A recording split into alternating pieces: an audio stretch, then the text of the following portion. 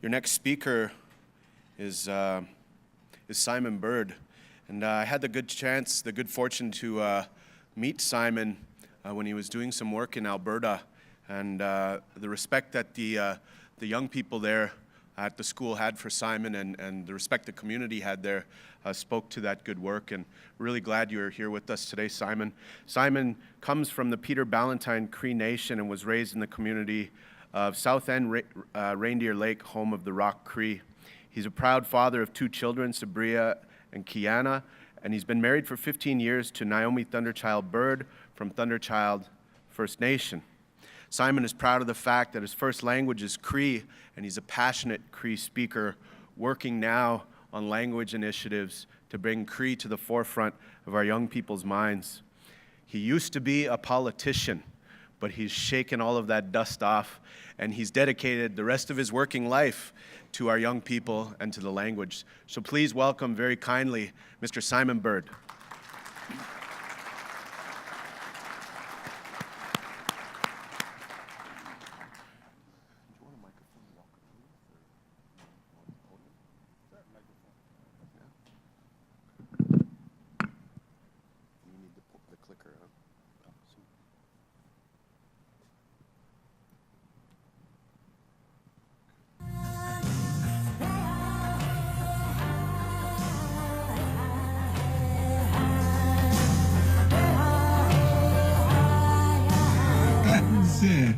Kimusneniga, minimituan.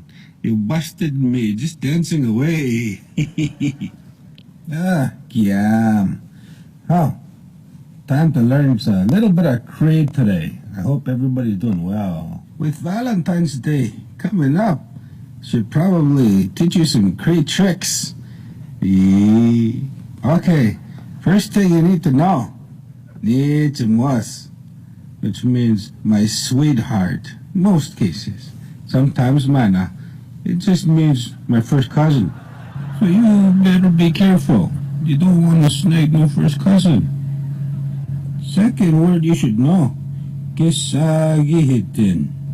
Kisagihitin means I love you. Or kisagigawin. Kisagigawin, which means you are loved. Nisagigawin, I am loved. But you should always remember, when trying to snag a good Cree woman, you cannot go anywhere without having to first say, dance. Oh, till next time, Nidotimak. Keep on having fun, and ni here week, ni hither week, ni hinder week. Muestas. Yokse, take me away, papi. Take me away. Supuesta hen. Take me away. Supuesta hen, papi. I love you.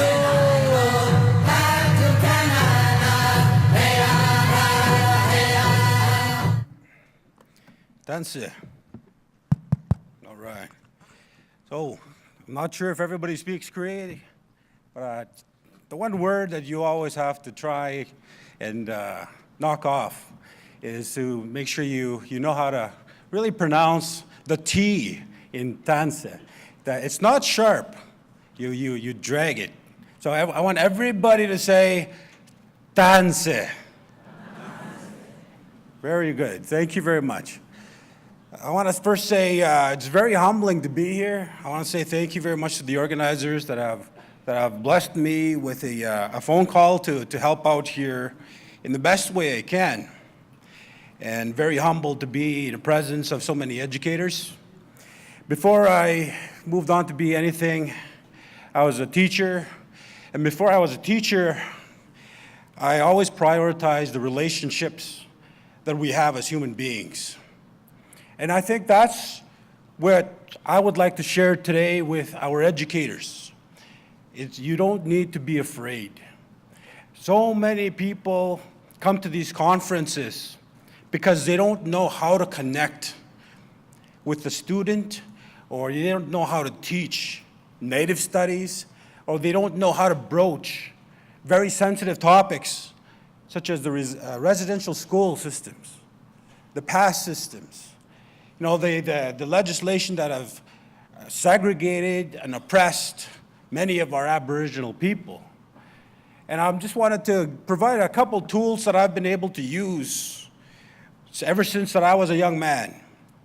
But in order for me to qualify and to really connect with you how important relationships are, I feel it's important that I share a little bit of my story. And in turn, I also want to share a story, hopefully 2 stories with you before the end of my time. Like I said, teacher first. I've been a principal, director of education, superintendent of education, and for the majority of my term in politics, I had the portfolio of education. And I spent a lot of time in schools and with educators because I knew that I'm not a professional politician. I knew that after my time in politics, I want to go back in school, so I asked many, many questions, and I asked many, many people all kinds of different things. And the one thing that always sticks with me is that relationship piece. Excuse me. I was fortunate enough to listen to one story that really touched me. In my time as superintendent in Morley, Alberta, amongst the Stoney Nation, which have gifted me with this before I left, this beautiful medallion. But the story came from a conference just like this in Banff, Alberta. Who knows the story of what happened and what made Columbine High School famous? Put up your hand. Columbine High School, okay? For those of you that don't know what Columbine High School is famous for, unfortunately, it's one of the worst and one of the first mass school shootings. And I had an opportunity to listen to the principal, Principal D'Angelo, who was principal on that day when a couple of youth came in and started shooting staff and students all over the place. Now, I won't do this story justice. I wish I could, but I would encourage that you research his story. And if you get a chance to listen to him, please do. I didn't ask for permission to share the story, but he did say this is a story that should be told. Now imagine being a principal of a tragedy just like this. For some of you, this is going to hit home really, really close, and I do apologize. But for many of you, you need to understand the relationship that we need to build with students and staff members needs to be the cornerstone of what we want that school to be. And he talked about all the details. It was heartbreaking. And he talked about how 75% of the teachers basically quit very soon after. And he was the only one that was in that school. And he made a commitment to see every student that was currently enrolled in that school all the way up to grade 12, and then he would resign. And he fulfilled his commitment. But he said, before that day, I could see how we treated. I didn't see it at the time, but after that day, I could see how we treated some of our youth. And, there was the jocks, the popular kids, the smart kids, they were always treated a little higher. And the skateboarders, the goths were always on the outskirts, the smokers, the potheads, you would say. And as teachers, we treated those students differently. And it was those students that took it upon themselves that they felt disconnected to the school. They felt disconnected to the community, with family.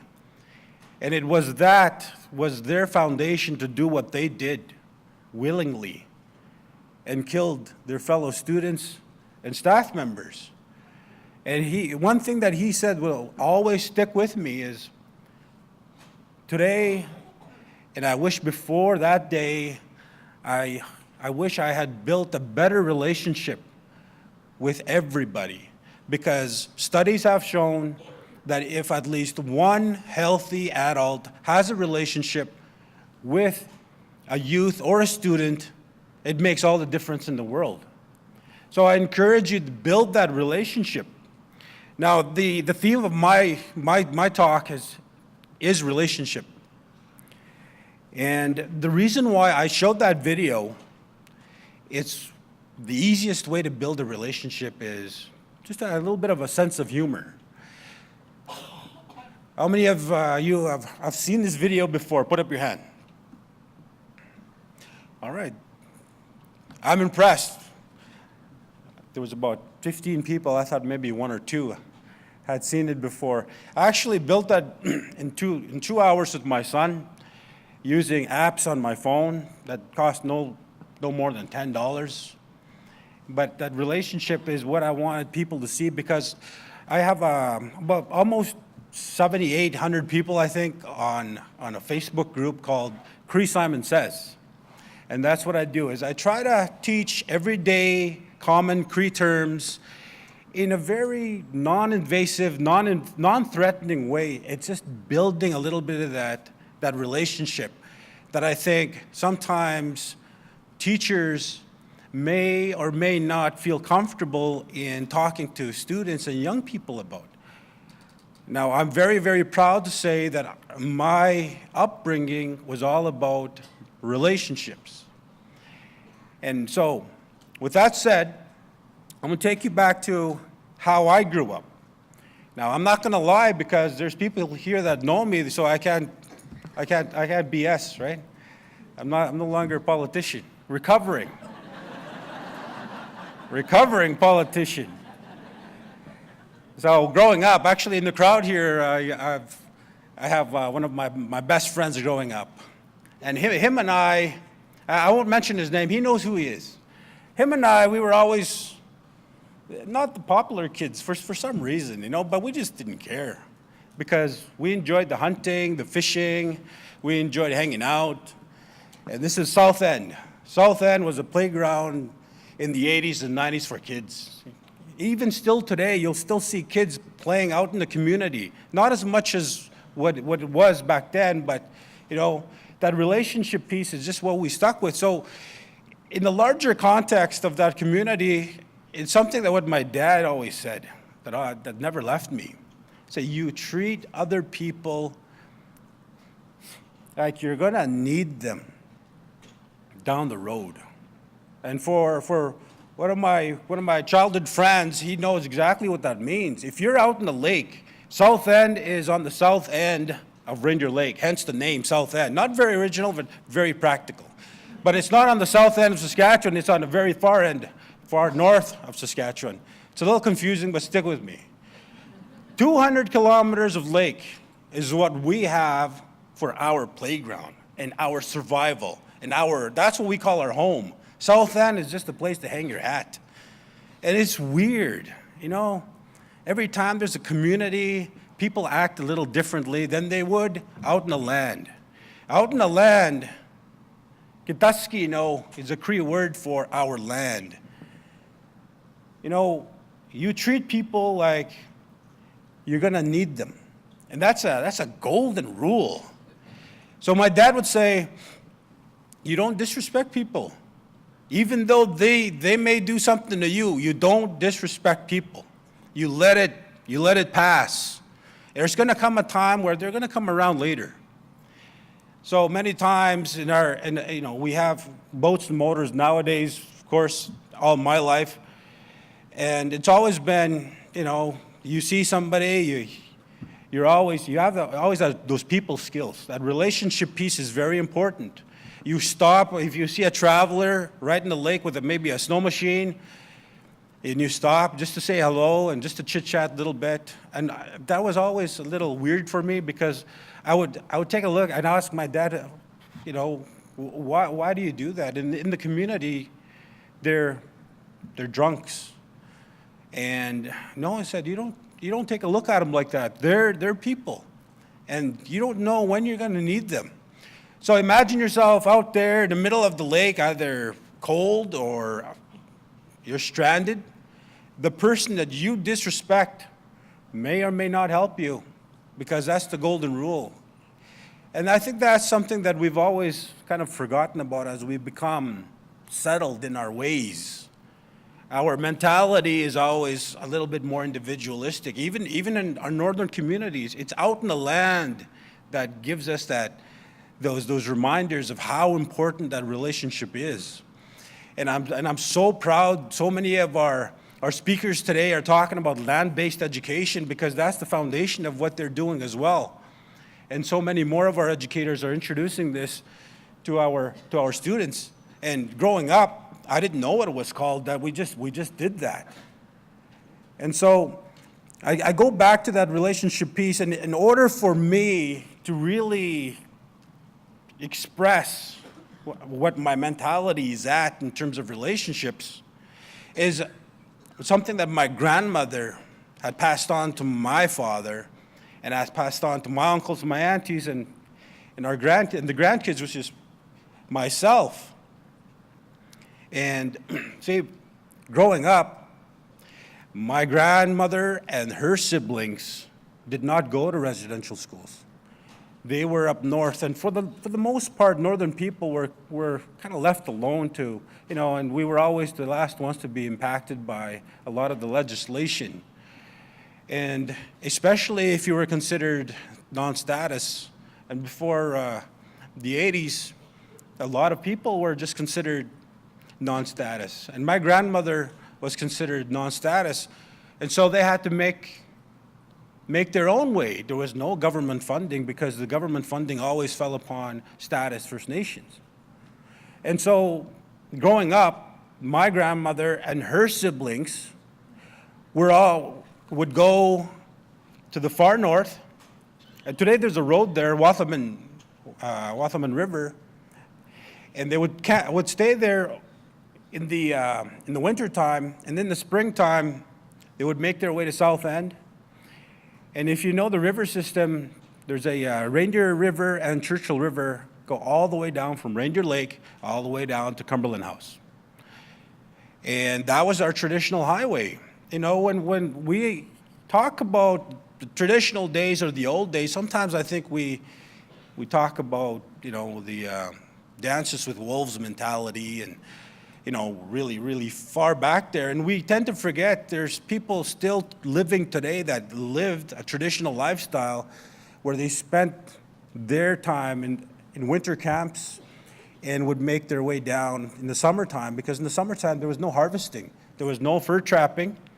It was just a lot of visiting, a lot of fishing, a lot of reconnecting to family members.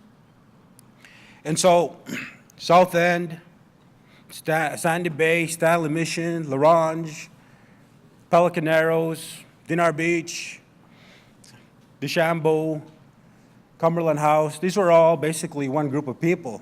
And the reason why I was introduced as a Rock Cree is people from Cumberland House would call us Ashni Skaitnook, which means the people that live in the rocky parts, and that's why we're called the Rock Cree. And so my grandmother growing up, I would always ask her all kind of questions, and still today, if I trust somebody, I'm going to ask lots of questions. And so for those of you that know South End is very, we don't have a lot of traditional teachings in terms of traditional spirituality. What there is there's always been a presence of Roman Catholic, or evangelical, and some Anglican. And so, but the mentality of some people that just got stuck to the reserve became ignorant. And I would really, really go after the stories, and I would ask questions from my grandmother. Taniguma, why is it this way? Tanige, why? And she would tell me, it's not wrong, it's just different, she would say. I would ask about, how come we don't have sweats Or how come we don't have drums? She said, it's not wrong, it's just different. So that really began to grow a seed inside me that really started to where I am today. But just to go back to my grandmother, I think it's, it lends to what that relationship piece was a long time ago, where people were not sedentary. People were not set in their own ways and reserved boundaries or, any community. You become ignorant if you don't start sharing ideas.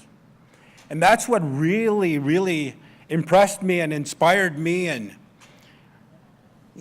my grandmother telling me these stories, and I was always amazed at how many people that she knew and how many of these people we were related to. And I could never grasp that concept, because growing up, it was always the community and it was always Ranger Lake, but we would always visit these camps, especially in the summertime, these fish camps. And I began to really understand what it meant to really start appreciating and acknowledging just the different ways. And so growing up in the 80s, dog mushing was huge. All winter time, my dad would take me to all kinds of different places. We have many friends in northern Saskatchewan and northern Manitoba. We go to Pelican Arrows, Prince Albert, Green Lake, Meadow Lake. There would be some in DePaul, Manitoba, Nelson House, Grand Rapids, Wollaston Lake, Brochet, and it was always those Cree communities.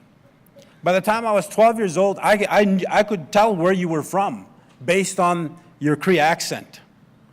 And it was always impressive to hear how the same words were slightly different in different communities.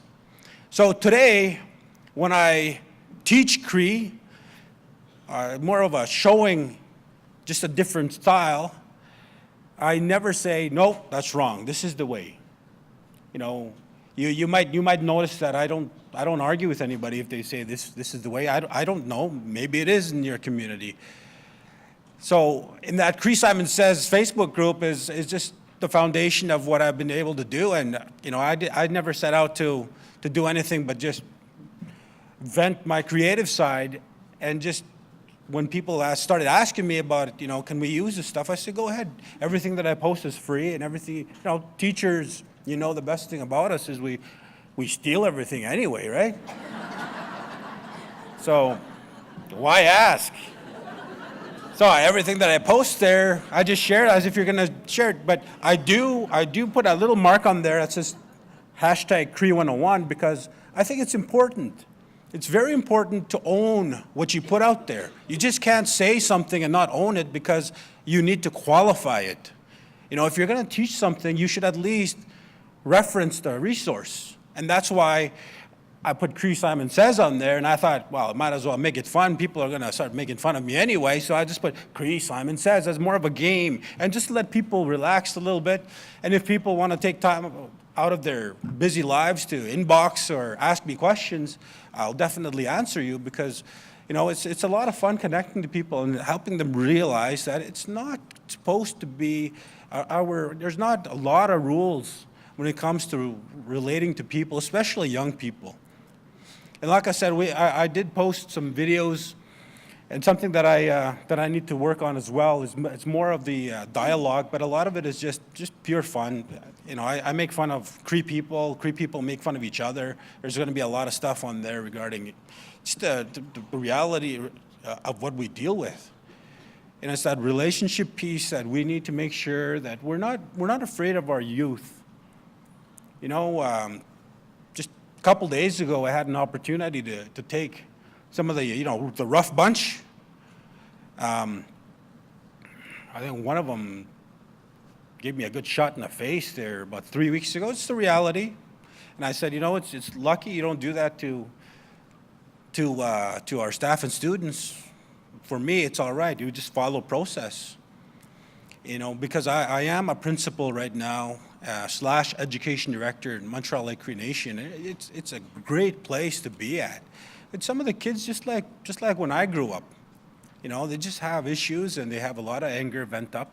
And because I understand a lot of our youth, and if you don't hang in there and if you don't relate to them, they're just gonna push you to one side just the way they did with everybody else.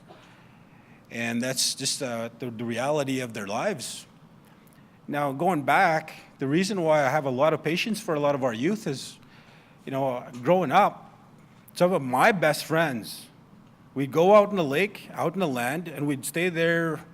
When I was younger, it was a month. It was all summer practically. And it was always, and we'd always take these friends and families, and they had a rough life. When it came to the land, we were surrounded by water, no electricity. We still do this every year, except this, you know, with the advancements in technology, we don't stay there so long because we fill up the limits quite fast. And it's amazing what you see in a lot of these young people when you take them away from an environment that they don't have a role. Out there, you have a role. Otherwise, you ship out. And the boss, they don't take any crap. And this is the same for every successful fishing camp to this day. If you want to just invite people and they don't want to participate in helping out at the camp, the boat's right there. You're hitchhiking the next trip out. You go back home. And it's those roles that, in large part, we've taken away from a lot of the people in our communities. And what do? Well, a lot of them turn to alcohol, drugs, and that abuse stays within the families for generations. And for a lot of our young people, you know, they don't have a role. And I'm really impressed in talking to some of our educators here, those coming from your communities, you're keeping these young people busy. You know, that school is, and the gymnasium is busy from, you know, after school and going on to well into the evening. So if you get a chance, you know, to just try to connect with our young people like you do, and I'm sure it is. But if you do want some more of those videos, will be on. I've been fortunate enough to post on creeliteracy.org. For those of you that don't have a Facebook, and for those of you that are addicted to Facebook, add me up. #Cree Simon Says. Like we said. Thank you.